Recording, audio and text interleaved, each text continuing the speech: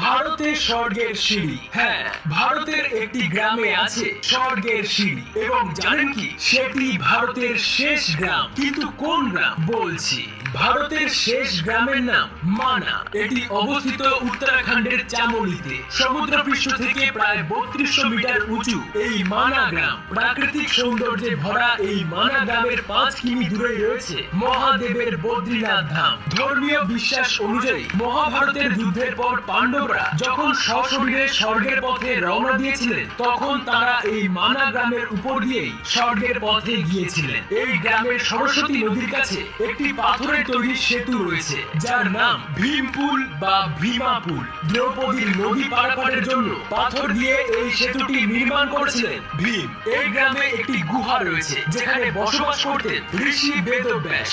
বিশ্বাস করা হয় এই গুহাতেই বেদব্যাস বেদ রচনা করেছিলেন। এই গুহায় একটি